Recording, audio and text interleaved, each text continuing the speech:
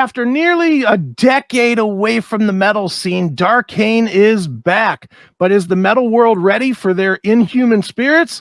We'll find out on this edition of CHRIS Akin Presents.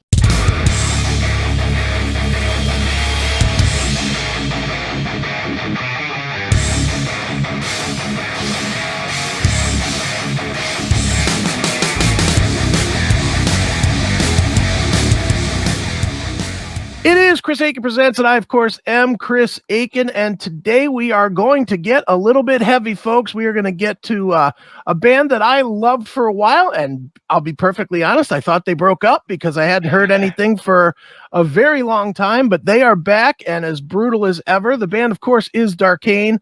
They are back with a new release called Inhuman Spirits, and to talk to us about Inhuman Spirits is the drummer and the main guy himself, Mr. Peter Wildoer. Peter, how are you, man?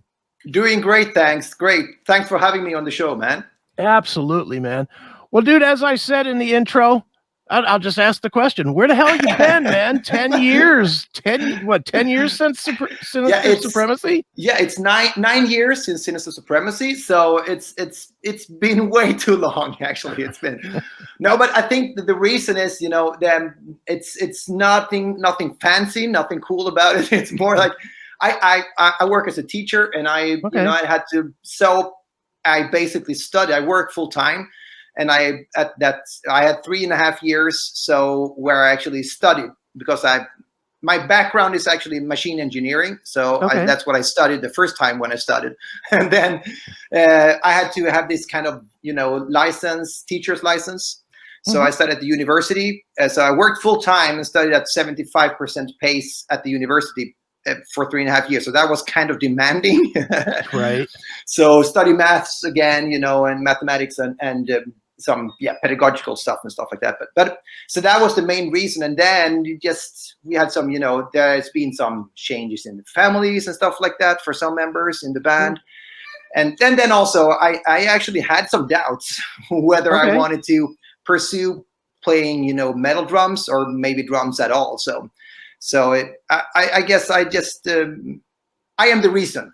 So I'm so sorry. I'm so sorry. No, that's okay. That makes total sense. So then what eventually brought you back? Was it just that you had that bug that every musician has where you're like, okay, it's been 4 years, 5 years, 6 years, 7 years, I got to start doing it again? Or was it the pandemic where you had a lot less to do? Or yeah, I think it was a little bit of both. Maybe the pandemic, but also the reason that we already started, or Christopher mainly started writing, the guitar player, and we've been playing together since 89. Okay, so it's been a while. Right. So it's 33 years we've been playing together, and Christopher already wrote some songs for this album directly after the old one. So some songs are actually as old as one song was actually supposed to be on the new. On the previous album. So but anyways, it's Christopher wrote songs, and they didn't want to push me, what's happening, what's going on, so sure. Yeah, but anyway, we just had a band meeting like a couple of years ago, and we just we got these songs now, so we need to do something with it. Okay. And are you on board, Peter? And I just I thought, well, of course. I mean, it's too much fun in the end. I figured out, and but this kind of music, it doesn't get easier to play when you get older. So and we are. I mean, we are not like super fast or anything. I mean, there are like bands that are playing twice the tempo we do, of course, sure. But anyways, but it's for me, it's still quite fast, but I keep in shape and all that, so but it's good. So in the end, we just had a meeting and we said, the songs are too good. We have, it's a shame if we wouldn't record it. So and now it feels actually after we did the recording and the result is so. We're very happy with the results. So, and I think that, it was great doing it. We had to do it, of course. Certainly. Now, how difficult was it for you to get back into that, quote, band mentality again? Because that's a long time away. And like you said, people change, attitudes change, even the way you hear music changes. Was it difficult, or did it feel like you just fell right back into the pocket where you used to be? Honestly, it feels like it's been 2 years between the two albums, not 9. So that's, I mean, I guess everybody, we listen to different stuff, different kinds of music and everything, but everybody are still, you know, into metal a lot. Okay. So I wouldn't say it felt like we actually been away for that long, and that's so it felt natural to be back again, and you know, and to start rehearsing the songs, you know, and recording it. It just felt very natural, actually. So it didn't feel strange or anything at all, actually. Right on. Well, I'll tell you, Peter, listening to Inhuman Spirits, and as somebody that is a fan of the band, I detect changes, you know, and I'm sure you detect them as somebody, you know, the creator. The biggest change that I heard, and tell me if it's just me being wrong or right or whatever, but it's more groove oriented, I think, than some of the stuff that you've done previously. Most of the stuff that you did previously was sledgehammer to the face, you know, for an hour. This has a lot more, I don't know, I wouldn't say tempo changes, but more stylistic changes within the songs. Is that just how you guys created, or was that on purpose? Or it was a bit on purpose, because one of the reasons I felt as a drummer, as a musician, I felt like I've been doing the skank beat now for 30 years and playing fast, you know, and trying to play fast double bass. And as I said, that don't get easier, especially the double bass things. But also I said, you know, I think that the few songs we did in the very last process of the writing process, we did heavier songs, more based on groove, as you said. So it's some of the older songs are still the very, very fast ones, and some of it are actually newer too. But I think we went for a bit more of a variety. I think we always have like a variety, but it's more heavier songs and more groove orientated. That's definitely, and that's been a purpose of ours. And it's also been that maybe some riffs I play differently that I maybe would have done 15 years ago. So I think, it's both on purpose, but also something that came out of it as you know, as us wanting to play a bit more, as you said, groove orientated in a way, but still keep it very, you know, keep it heavy, not to become, you know, like so it's still there, you know, the old thing is still there, and some songs are really fast too. So and by no means am I saying it's not heavy. I mean, it's not Pantera, but it's definitely what Darkane is known for. It's just got some new elements, which to me is fantastic, especially for a band that's coming back. You know, it's good to come back and not just do the same old thing, you know? Exactly. And that's what we wanted to do too. I mean, we grow, but also that's a little bit, you know, because sometimes you think that, you know, after all these years, we have new inspirations, new bands we listen to and stuff. But I still would say that we listen a lot to still, when we get inspired for writing process and stuff like that, we still listen to a lot of the stuff we did, 25 years ago still. Sure. So in a way, that's the part that keeps us the Darkane sound, I would say, you know. But also, of course, we listen to newer stuff, of course. But I would say for the writing process, it's still very much the old stuff that influenced us years ago. That still influences us. Yeah, that's what it is. Right on, man. Well, Peter, the first single is or the first video that I saw was the title track, was Inhuman Spirits, and great video, great song. So tell me a little bit about the video itself and why that song was chosen to be shared before the album came out. Yeah, the thing is that I think Christopher wrote most part of his song, almost the whole song. So and I think when he wrote it, he kind of he wanted to keep in mind, because we toured with Swordwork a few years, that's quite a few years now back, but they opened with like a blast beat song, you know, like it was really intense. And Christopher thought, because we kind of often think that this is going to be the opening song. We always want a fast song as the opening song on an album, mostly. Not all records, but most of them. So, but we just thought he kind of wrote the song as an opener for the album, but then, you know, years passed, of course, and so we kind of thought that, but when the vocals were done on it, and the orchestra part also was put on that song. We have like a three songs with kind of orchestras on it too, orchestra part, and so then it just felt like with the vocals on it, it just felt that this song has everything that's Darkane. It's got fast drumming, intense guitar riffs, like with lots of stuff happening, variety vocal wise, Sure. like a bigger chorus, like a melodic chorus to it, and some cool solo stuff. So in the end, it just felt like this is going to be the opener, and it's going to be the title track too. So right on. It just felt like a perfect Darkane mix. Sure. Well, it definitely is. So I tell you what, Peter, why don't we play a little bit of it right now and give the fans a little taste of what they should be hearing. So here's a little bit of Darkane with Inhuman Spirits, and we'll be right back with CHRIS AKIN Presents.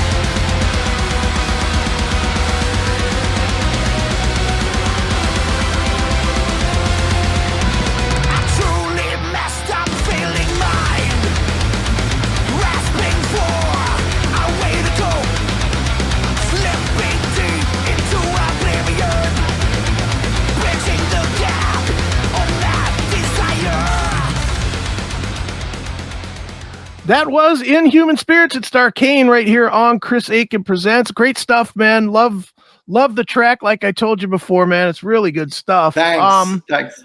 Now getting back to it, Peter, the one thing that I notice with this release, and probably with others, if I would just really dig into them, is the production is just improved. And this is definitely the best production produced record of Darkane's career. And I know you had Lawrence McCrory do most of the production as well as singing. Yeah. I'm always leery of that, just personally, as an outsider, just because when you have somebody that's in the band doing the production, a lot of times they don't hear their own flaws. They only hear everybody else's flaws. Exactly. So how did you keep him focused on capturing not only the sound of the band, but not getting keeping him focused on his own sound as well? I think Lawrence, first off, is used to mixing and doing a lot of mastering and mixing too.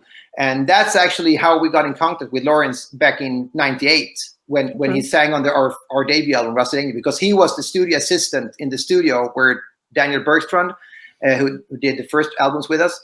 And so he's been working in the studio for a long time, and he's a super professional guy. And I think because we did 2 albums ourselves where Klaus and I mainly mixed the albums together. Right. So Layers of Lies and Demonic Art. And you're just going lost in all the details. It's only you're there like, well, the splash symbol, do you hear the splash symbol here? Right. And who cares? Honestly, I mean, it's not that we are going to sell like 2 more records if you can hear the splash or not. So right. I mean, so you have to keep the focus on the bigger picture, and that's where Lawrence is totally awesome. He's very good at that, seeing what is the important thing, and not being too much about his own vocals, and not being too much, in love with any instrument or something like that. Mm-hmm. So I think he's just a professional, used to it. And of course, it's he as he said, it's important that this album turns out good because it's a cool album, to be doing our own band. So, but anyway, I think in the end it just comes down to that he's totally professional, and just he wanted to see the bigger picture and not be too much about picky about details and stuff. Right on. Well, that makes sense. Well, outside of the music on Inhuman Spirits, I did want to talk about this cover. I mean, that is that is fresh from the Paradise Lost world of metal. I mean, Exactly. I'll be honest. When I first saw it, I was like, "Wow, did Darkane like totally change their sound?" Because I saw the art before I heard the music, and it is so out of that doom and gloom. I don't know what you call that. I guess doom metal, but very different cover for you guys, man. So talk a little bit about the use of this imagery, because it's very stark. Yeah, it is. And we're super happy with it. And as you said, you know, it stands out in the Darkane cover artwork over the years. It stands out definitely as a way more, as you said, it's darker in a way. I mean, as you said, more doomy kind of that, you know, or like you said, Paris Lost or Catatonia or that kind of stuff, you know. So and I think we wanted to have something cleaner in a way. Not too much colors and details to it. So and then we gave the job to Matthias Blum, the Happy Creative, is his company, and he's working a lot with photography mainly, and he did the videos too for Inhuman Spirits and Awakening too. So and you know, from his kind of, you know, background with more like photos and stuff. So we gave him the title Inhuman Spirits. And in the beginning, it was more like a monster walking around those buildings. And it just felt like too much sci-fi in the 50s kind of thing. So in the end, I think I had the idea, like with this kind of inhuman spirits and more like a demon or inhuman spirit, you know, to be floating maybe or something like that, you know. And then when he did this kind of, he came up with this idea like in the first, and we just said that's going to be perfect, you know. And I think in a way it fits the title track, and it fits it felt like a natural thing to do, like something a little bit different but still in the Darkane vein, of course, but it feels different, and we were very happy with the result. Absolutely, man. Well, Peter, obviously in the 9 years that you guys were away, the entire industry changed. Metal has changed. You know, metal itself, I mean, even the genre has changed. What do you think right now of the world of heavy music as somebody that's an active participant in it? Do you like the fact that it's so big? Do you not like the fact because it's a little too big, or what do you think? I mean, it's the same thing when skateboard now in the Olympics this year, or that was last year, I can't remember that, but in Tokyo. I think skateboard was the first time it was introduced to the Olympics. And you always have these people who want something to keep it like underground. And so I think in a way there will always be these people who want to, you know, keep it true, or, you know, whatever it is. And I think you can have both. To me, as a musician, of course, it's cool if we can play like bigger stages or play cool festivals and do some more touring and more people show up. Of course, I like that. I mean, and I think as long as you stay true to what you wanted to deliver, I think that's what we did with Darkane. We still sound the same way. We haven't changed much. As you said, there are always some changes because you get inspired by different stuff when you write the music. But I still think, you know, I mean, if we would have loved to, you know, like do like even bigger stages, we should have probably play some different kind of music. I mean, so for me, I think, but the whole thing, and I like a lot of the new bands, and since I play drums and it has a lot to do with rhythms, I like all this the new gent scene, and that I think it's super cool, you know. And one thing that I like a lot with the new is like there are coming way more bands that are instrumental. So I mean, Animals as Leaders and stuff like that. So I think that's really cool. Because I think metal, in a way, is getting back to, you know, like really skilled musicians. It's been for a long time, skilled musicians. But like you know, like hard rock was in the 80s, where these guitar phantoms they were playing like, I mean, Steve Vai and stuff like that. And I think metal, in a way, because I work at a gymnasium here, it's like a high school. Students are between 16 and 19. And you can notice again that a lot of them listening to metal music because they want to, you know, develop as musicians. So I think that's a really cool thing that happened to metal music. Like, of course, Meshuggah opened this whole gent scene. Sure. And now it's a lot more to it, I guess, you know. So, but I like the musicianship too. So, right.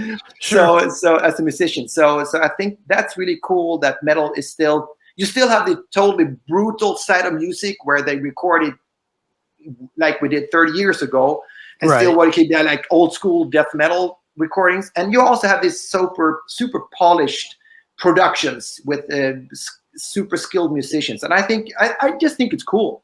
Absolutely. I love the music, and if it's get broader, you know, and more people attracted, I have no problem with that. Right on. You know, you mentioned about being in the school, and I have to ask, has there been a student that's come up to you that was like a fan of the music and be like, oh my God, I can't believe you're like the guy from Darkane? Yeah, honestly, it happens every year, actually. Okay. Still does. Especially after 2010 when I did the audition for Dream Theater. Right. That was so, I mean, when I did that audition, you know, the name came out in a bigger, you know, in a bigger situation, of course, with the Dream Theater audition. So and I mean, that's like 12 years ago, and still there are still students that begin. Dream Theater is also, if you're young and play music, it's most likely that you have heard of Dream Theater, and that you like, you know, like played some Dream Theater songs, like if you're trying to be like a skilled musician. So and all of those people, of course, know that I did the audition. So so yeah, there are some students every year that like, I can't believe I'm having the you know, Peter as my maths teacher, you know, and I teach drums too at the school. So that's what I do at maths and mathematics and drums. So no, but but I think that's cool, you know, and if that makes them, you know, like pay a little bit more attention to the math classes, that's only good, of course. Right on, certainly. Well, man, you mentioned Dream Theater, and you obviously played on a couple of James's solo records.